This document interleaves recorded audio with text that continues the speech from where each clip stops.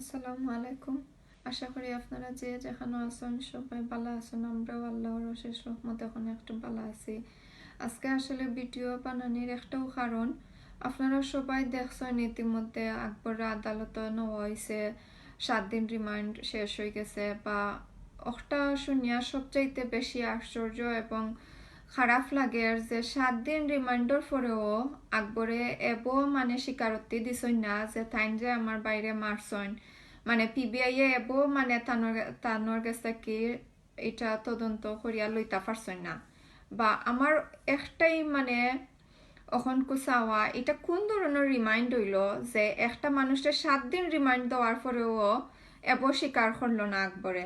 কিন্তু যে সময় আপনারা সবাই দেখছেন এই ভিডিওটা, যে সময় মানে খাসিয়া অকলে দর্শন ওই সময় একবারে নিজের মুখে হয়েছে যে আমি একলা মারছি না, আমার লোক আরো 5-6 জন মিলিয়া মারছন। হেরা তো রিমাইন্ড দিছিল না, হেরা তো কিচ্ছু করছিল না, কিন্তু হেরা লইতে পারলো তদন্ত করিয়া। তদন্তও তারা করছে না, তারা জাস্ট মুখে জিকাইছে, আকবরে সব কথা হইয়া গেছে।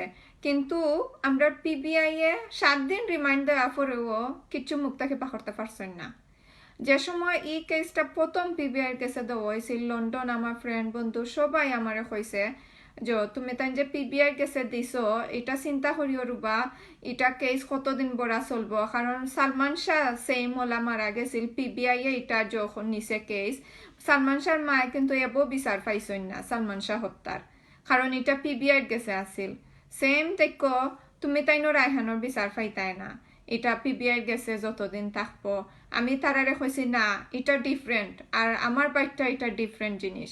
কিন্তু এখন তো দেখা যার, আমি মনে করছিলাম সালমান শাহর মায় মানুষ দুয়ারে দুয়ারে গিয়া খান্দিরা, দুয়ারে দুয়ারে গিয়া আতফায় দৌড়া সালমান শাহ হত্যার বিচারও লাগে। কিন্তু আজ দেখা যার বাংলাদেশে শুধু সালমান শাহর মা নাই, আজ থেকে নয়া আর একজনের মা রায়হানোর মায়েও সালমান শাহর মাল্লা খানি দুয়ারে দুয়ারে গিয়া খানবা ফুয়া হত্যার বিচারও লাগি, রায়হান হত্যার বিচারও লাগি। কিন্তু আমার আম্মায় বিচার পাইবা করি আমি নিশ্চয় ওটা দিতে পারলাম না, কারণ আমি নিজেও ওখানে শান্তিতে ভুগলাম। আমরা বুঝছিলাম শুধু সালমান শাহর মা দুনিয়ায় একলা, কিন্তু ওখান দেখা যার সালমান শাহর মা একলা নাই দুনিয়ায়, ওখান রায়হানোর মাও আর একজন সালমান শাহর মার লগে যোগ দেওয়া লাগবো।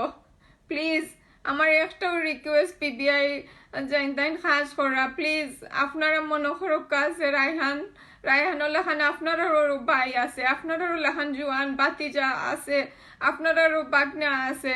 প্লিজ মনে করক্কা হে আপনার ফ্যামিলির একজন, প্লিজ অন্যায়কারীরে আপনারা প্রশ্রয় দিবা না।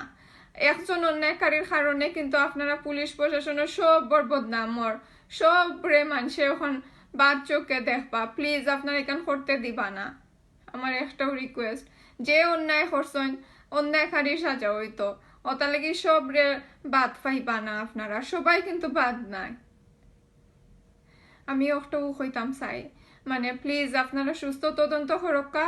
আকবরে একবার রিমাইন্ডও নিছেন, কিছু তদন্ত পাইছেন না, স্বীকারোক্তি দিছেন না আকবরে, আপনারা আরেকবার তারে রিমাইন্ডও নৌকা, রিমাইন্ডও লেখান রিমাইন্ড দোকা দিয়া একটা মানে বাহরক্কা যে কোন কারণে এই দিন খিতা এমন ঘটনা, কোন কারণে আকবরে আমার বাইরে ওলন জুলুম করিয়া মারলো, দুনিয়ায় থেকে বিদায় করে দিলাইলো। কিতা এমন লাগ আছিল আমার বাইর, কিতা এমন অন্যায় একটা করলো আমার বাইয়ে যে অত অন্যায় করিলছে নিজে দুনিয়ায় থেকে বিদায় করা লাগবো। প্লিজ আপনারা একটা বাহরক্কা, আপনারা একটা তদন্ত করিয়া দক্কা, প্লিজ আমরা আপনারা কাছে রিকোয়েস্ট করিয়া। থ্যাংক ইউ, আপনারা অসংখ্য ধন্যবাদ।